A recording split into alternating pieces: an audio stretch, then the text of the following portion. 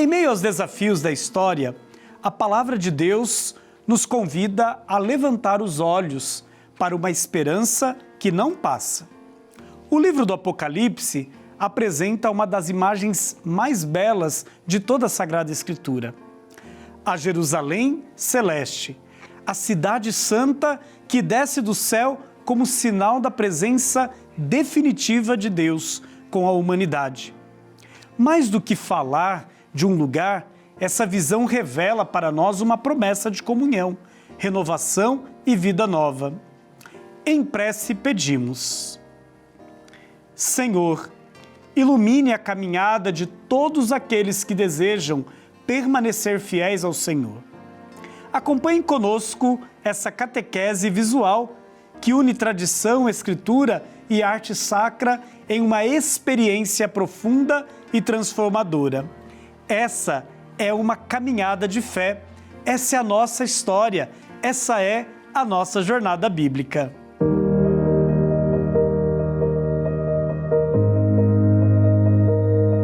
O livro do Apocalipse costuma despertar curiosidade.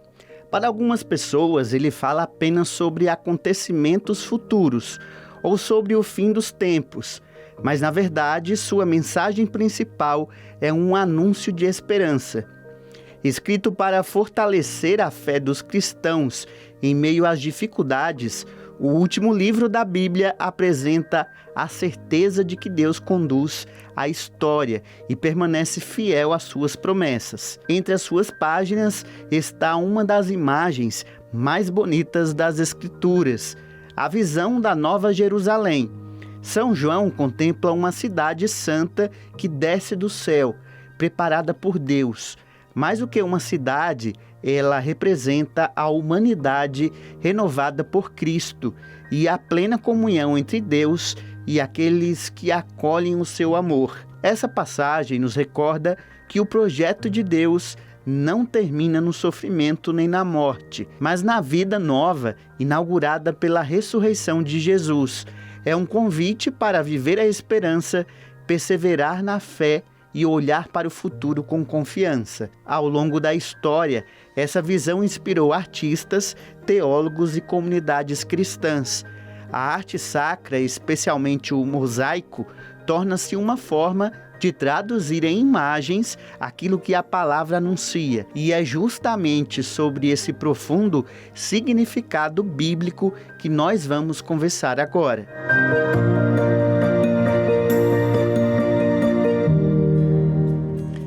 Pouco a pouco vamos conhecendo a arte que reveste as fachadas do nosso santuário e, na busca deste conhecimento, vamos também percebendo como o mistério de Deus vai atingindo nossas vidas, vai nos envolvendo e nos ajudando a viver melhor a nossa fé.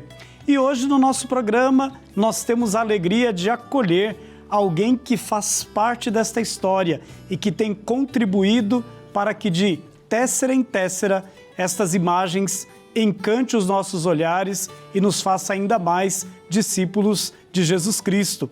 Estamos aqui com o Erasmo de Abreu, ele que é mosaicista, professor de mosaico e mais uma vez aqui no nosso programa. Seja bem-vindo, Erasmo. Ô, Padre, muito obrigado. É sempre um prazer estar aqui e poder participar e contribuir com aquilo que a gente já fez e continua também aprendendo para poder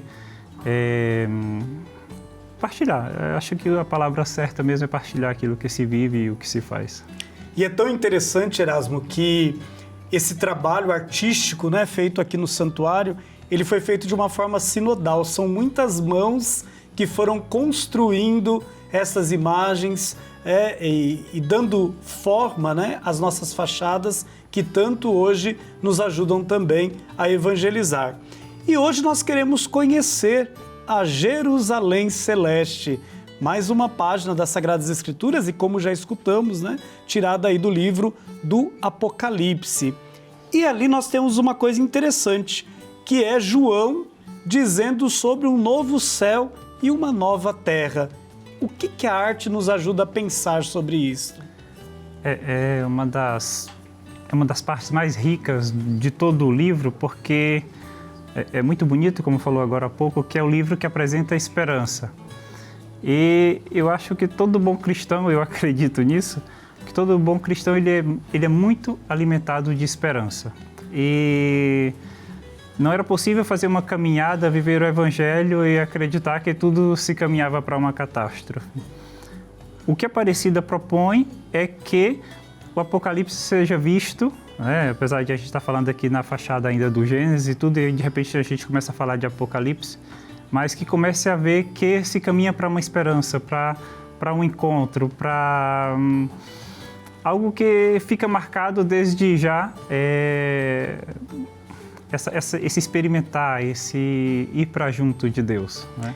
E o que está me encantando nas fachadas de Aparecida é essa unidade teológica entre os mosaicos, né? Entre as imagens que compõem estes mosaicos. Não são cenas colocadas ali por acaso, mas nós vamos fazendo uma leitura, isso que você dizia, olha, a fachada ela fala do Gênesis, mas nós estamos falando do Apocalipse, né? Uma imagem vai nos levando a outra parte também das Sagradas Escrituras. Isso é uma catequese, né? É uma catequese e uma forma de fazer ver que cada livro da Bíblia chama já um outro, né? Nós já falamos aqui em outros programas que o Cristo já era visto em alguns personagens do Antigo Testamento. E aí é muito interessante quando, falando de Gênesis, nós já começamos a perceber esse sabor, esse perfume do que é o Apocalipse, porque quando nós vemos a mulher e vemos a Jerusalém, a gente já está em alguns capítulos do Apocalipse, e aí é o mistério mesmo, e a gente vai vendo que a catequese se liga, não tem nada separado. E Erasmo, por que a Jerusalém desce do céu? E o que isso tem a ver com a dimensão da salvação? Essa visão de ver Jerusalém que desce do céu é uma forma de nos alertar daquilo que nós queremos construir, às vezes com as nossas forças, com as nossas vontades, com as nossas mãos, e meio que, ao invés de deixar que Deus faça e que Deus possa agir na nossa vida, a gente acaba querendo moldar. Essa Jerusalém que vem do céu é mostrando que, por mais que nós projetamos, façamos, programamos tudo aquilo que nós queremos e pensamos, vem de Deus, né? Ele preparou, Ele fez, nós somos seus filhos e se nós estamos caminhando para a casa do Pai, nós parece que estamos indo ao encontro, mas é Deus que está preparando e entregando para nós.